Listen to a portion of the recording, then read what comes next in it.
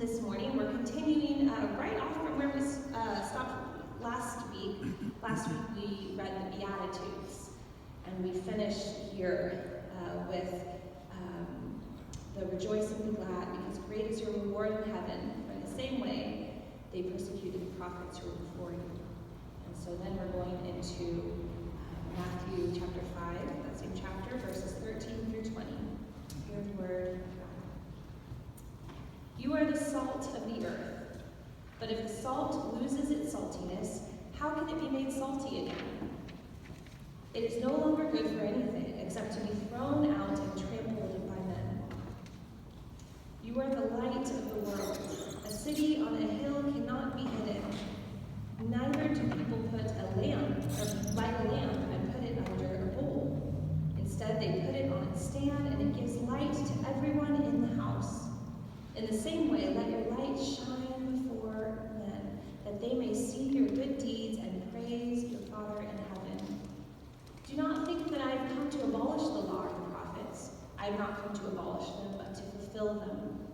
I tell you the truth, until heaven and earth disappear, not the smallest letter, not the least stroke of the pen will by any means disappear from the law until everything is accomplished. Anyone who breaks one of the least of these commandments and teaches others to do the same will be called least in the kingdom of heaven, but whoever practices and teaches these commands will be called great in the kingdom of heaven. For I tell you that unless your righteousness surpasses that of the Pharisees and of the teachers of the law, you will certainly not enter the kingdom of heaven. The word of the Lord. Thanks be to God. So this morning did not go exactly to plan, as you can witness with my computer. Technology issues, but you know what? God is good. It's about God. It's not about the polish. It's the grace of God working through us. And so I'm so glad to be in worship with you and to know that just the grace of God persists and leads us even when things don't go exactly to plan. Would you pray with me as we look at these scriptures? God, thank you for these scriptures. Thank you for this witness that comes across time in the Bible. In the time of the prophets, before Jesus, a time of Jesus here living on earth among us, and the words, the precious words we have that were spoken. And God, also the words of Paul in 1 Corinthians that help us to see and think about the role that we take following Christ in our culture, in our world, in our churches. God, I pray that your truth would come out as we think through these things. God, would you prepare our hearts and minds to receive your word? And as always, God, may the words of my mouth and the meditations of all of our hearts together be acceptable in your sight, O Lord, our rock and our redeemer. Amen. You are the salt of the earth. You are the light of the world. Jesus says these words to those who are gathered on a hillside to hear him speak.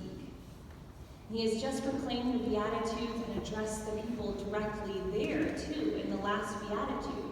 He says, "Blessed are you when people insult you and persecute you and falsely say all kinds of evil against you because of me."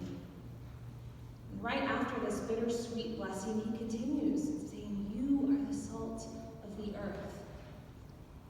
As we talked about last week, Jesus is laying out what kind of teacher he will be, what kind of leader, and what this movement is going to look like in these Beatitudes. We looked last week about how doing justice and loving mercy and walking humbly is always at the center of our call as God's people throughout Scripture, across time, from the time of the prophets to the time of Jesus, and even now. The reign of Jesus is supposed to look different than the world, to be noticeable, like the flavor of salt and the destroyer. disruption of light that pushes away the darkness.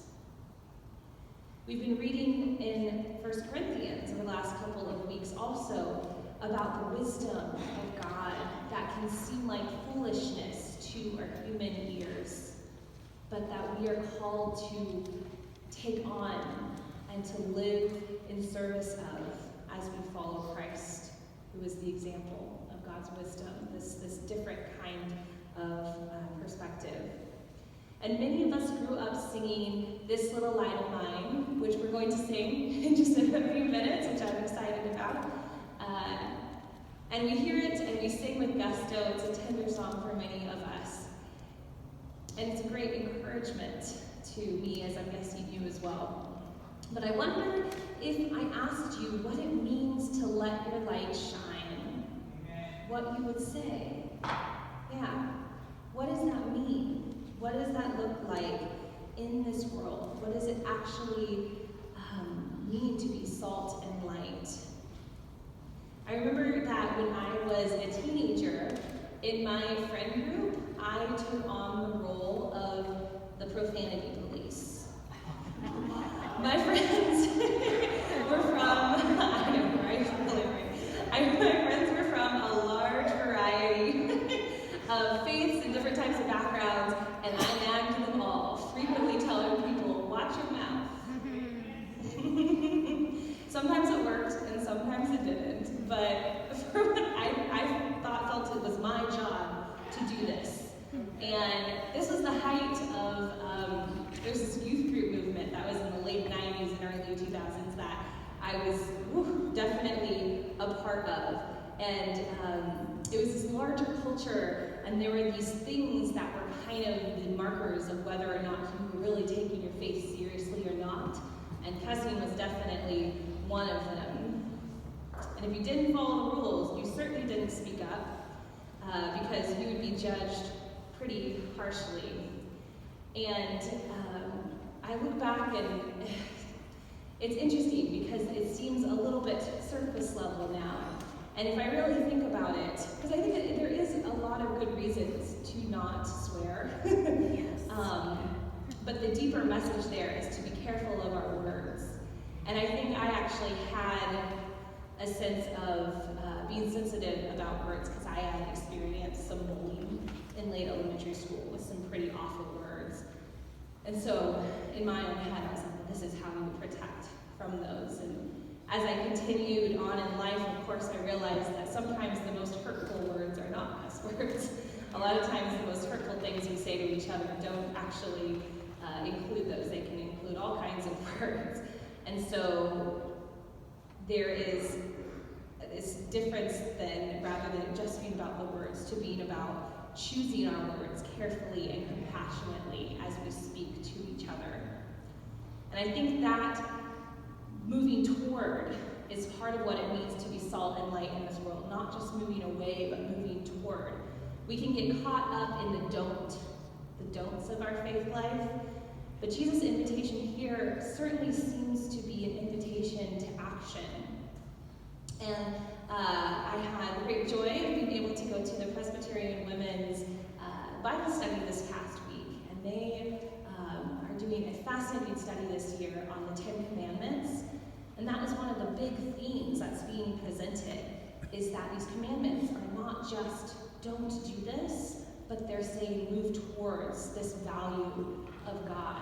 And so, for instance, this past week was do not murder, which, yeah, most of us are like, check, today I did not murder anyone. Great. One commandment down, you know? But what if that instead, what if we looked instead at this as, rather than just not doing something, but instead moving toward the life and the flourishing of your neighbor. To not kill, but just also to support the flourishing, the life of those that God has put in your life. That is a different, much broader invitation to move towards God's wisdom and to work on behalf of your neighbor. So if we're looking at salt and light as something active, something we're moving toward, I want to ask again what you imagine this looks like on the ground in real time in your life. And another way to ask this, which I love to kind of flip the perspective there and ask, when have you experienced someone being salt or light for you? When have you tasted the goodness of God, the flavor of grace, as someone has come when you are in a place that just seems hopeless and bland? When can you remember the darkness giving way to color and the warmth of light as God shined through a person or a group of people? When have you experienced people being salt and light for you? And thinking about our opportunity to be that type of presence in this world gets me really excited. Makes me excited about what we can do as a church, what we can do as people of faith. And I want to turn our attention to our passage in Isaiah today because it also talks about being light. It shows that the practices we do, like fasting, are only useful so long as they help us to live in right relationship with God and with each other. And the fasting is not bad in itself, just like my commitment against swearing as a teenager was not necessarily bad in itself. We need to make sure that it's bringing us to a greater love of God and of neighbor, into greater justice, mercy, and humility. Otherwise, our practices, the things we don't do, or the things that we think make us special or different from other people don't really have much worth and might even be leading us away from faithfulness. I found this fantastic quote this week from a Presbyterian pastor in Baltimore named Andrew Foster Connors. He says, "What concerns God is not our reordering of worship, but how worship reorders us." I'll read that again. What concerns God is not our reordering of worship, but how worship reorders us. And this is part of why I think that the type of songs or the instruments we use are less important than how they help to reorder us. We want to see what they're doing and make sure to create worship that helps to reorder us and helps to us to, through the power of the Holy Spirit, receive God's wisdom, to be transformed into the body of Christ. And our passage from 1 Corinthians continues this theme about God's wisdom and how it's different than human wisdom. Paul argues that we need the Holy Spirit to help us to understand and live into the wisdom of God, the wisdom of a Savior who welcomes sinners, who lived perfectly in the fulfillment of the law, and yet perfectly outside of our expectations and our attempts to control and to dominate each other, and who submitted to death on a cross. That wisdom is the wisdom of the Beatitudes and certainly this passage in Isaiah. And we see it contrasted with the type of wisdom that God's people had fallen into. Because when unchecked, our human wisdom, our human thinking often leads us to maximize our gains, even if it is at the expense of our neighbor, of their dignity or their flourishing. And it can feel easy to look at this passage and judge the Israelites for exploiting their workers. But we have to remember that this country's wealth for centuries was built on the backs of slaves and immigrant communities who were exploited while this country considered itself to be Christian. Many would argue that we continue to benefit from exploitation all over the world and in our own country. We can be blinded by what we want and what we feel is owed to us, so we don't see injustice that is right under our nose. We can exist in systems that convince us that this is just the way it has to be, that some must always be poor or last in line for resources or for freedom. It's one of the reasons why that affirmation of faith from Reverend Dr. King that we read last week, we're going to read again next week, is so impactful and just, it just brings me such hope and also just floors me, is that he sets forth this belief that it can be different, that it's possible for all to flourish, for all to have dignity and to have freedom. I love just that in the all will sit under their own vine and fig tree, and none will make them afraid, that this is possible. And I think sometimes in our world we get stuck thinking that it's not. And we forget sometimes too how quickly those systems can progress. I wanted to share about a person who I had the opportunity in seminary to do a paper on. It's Reverend John Chavis, and he is the first Black ordained Presbyterian minister in the U.S. He was born in 1762 in North Carolina as a free Black man, and he fought in the Revolutionary War. And he was ordained in 1800, the year 1800, in North Carolina. And he preached in Virginia and North Carolina to Black and white audiences and opened a school that was fully integrated. And his story shows how, this is fascinating. I remember when I was first learning about this, how I think sometimes we think of history as a progression, but we go back and forth and we have these pushes and pulls. And after the Revolutionary War and the establishment of the country, there was an intensifying of racism and laws that systematized the racism and the slavery in the South, that there were things that were put into place that weren't there before. And his life, he started with being ordained and preaching, and slowly but surely, as laws were passed, as this intensification happened in the South, he went from having to segregate his classes, his school, where Black students came in the evening and white students came during the daytime, to when in 1932, which this just, I cannot imagine, 32 years after he was ordained and blessed to go and preach, North Carolina passed a statute that prohibited Black people from preaching or exhorting in public. And so he went from being blessed and ordained to preach to not being able to preach, not being able to speak in public. I tell this story so that we know his name and that we honor his life, Reverend Chavis, but also to remind us that as people and as a society, we can so quickly fall into oppressive laws and economic systems that depend upon taking away the voice, the dignity, and the freedom of our neighbors. And that it wasn't like that, and then it was. That there's a possibility of things being different.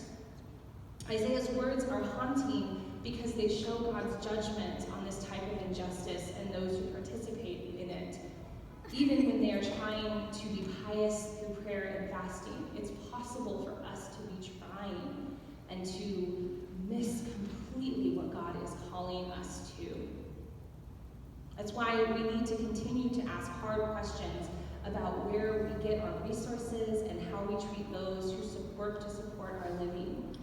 Whether that is the factory worker making our clothing, or the field worker who is picking the food that we are eating, or the people who clean and maintain the spaces where we live and work. Our Isaiah passage urges us to worship by pursuing justice for all of those around us. And after the strong rebuke, the passage continues with such great hope.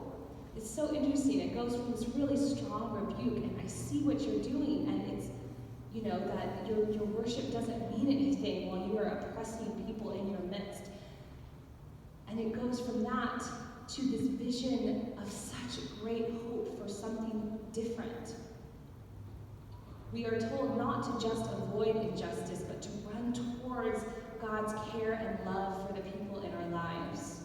You can almost feel God's urging for them to see it could be different. It could be so different if you would take on God's wisdom of justice, mercy, and humility.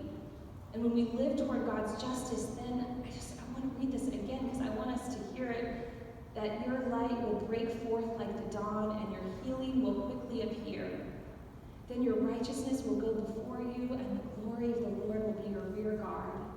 Then you will call, and the Lord will answer.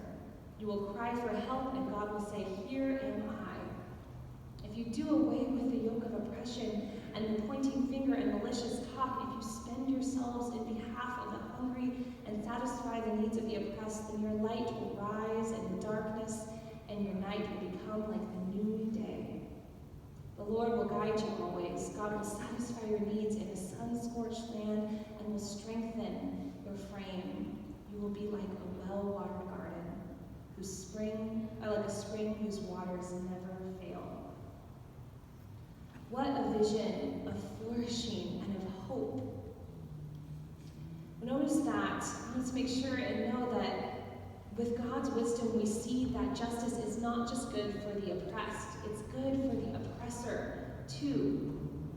It's not a side project of the people of God, it is at the heart of the work God leads us to restore a right relationship with God and with neighbor, to heal us that we can live in peace on earth as it is in heaven. And through this work of hope and justice, we get to be a light that rises up in the darkness and knows the presence of God that satisfies our needs in parched places. So how do we do this? How do we become an Isaiah 58 people? Oh, I would love to have all kinds of conversations, and I hope we will continue to have those conversations. What I have seen, I know at least in myself, and I am on this journey with you. This is a sermon to me. Also, this is hard work to do, to look for the things that God is leading us toward that we might have become blind to. But I think the first step is to listen to history, to listen to our brothers and sisters who have endured oppression, and to acknowledge that we can fall into these types of behaviors, that we are not immune from this type of sin. And I know that it can seem overwhelming right now when there are so many causes and so much information vying for our attention. But I wonder if we could start with just awareness of our day-to-day lives and the neighbors that God has brought to us. The people whose stories that we should hear and that we can let change us. We can notice and support and pray for those who support our living. I had a friend who had a practice, which I love this idea, that she would look at the tags on her clothes every day and pray for the country where the clothing was made. And I think you could even take that further and pray for the person whose hands made that clothing. Because we are so, in our system of living, separated from the people who make the things that we consume, right? We can ask God, we can pray for the people who support us, who support our living, who made the things that we wear. We can certainly pray to notice where there are barriers to wellness and thriving for people based on race or gender or language, sexual orientation, or any other barrier that would hinder our neighbor. We can listen and talk about it and take the next best step as we can understand prayerfully working together. And we can follow the example of Jesus Christ and receive his grace when we make mistakes and keep trying, keep going. We can be a place like the Beatitudes describe, where those who experience oppression find rest and are embraced and walked with, instead of seen as problems to be fixed. These are high ideals, and I'm aware that the reality is messy, and it takes time and patience and a lot of grace. But remember that beautiful promise we read, that the Lord will guide you continually and satisfy your needs in parched places and make your bones strong. It could also be frame. Sometimes you do frame or bones strong. And there's a lot of talk out there about what is needed to strengthen the church. And may we always be brought back to our work of justice, to this passage, that we would be reordered by our worship to live as salt and light, following Christ who goes before us with the wisdom of God, always. Would you pray with me? God, thank you for this invitation to move toward justice, to move towards a world where all would be able to thrive, would be free, would be at peace, would be safe. God, we confess that it's hard to imagine that, but we know that in your wisdom, the wisdom of Christ who welcomed all, who spoke out against systems that kept people in places of poverty and just kept them away from the resources available, God, that we follow that Savior. And so we ask that you would ignite in us hope.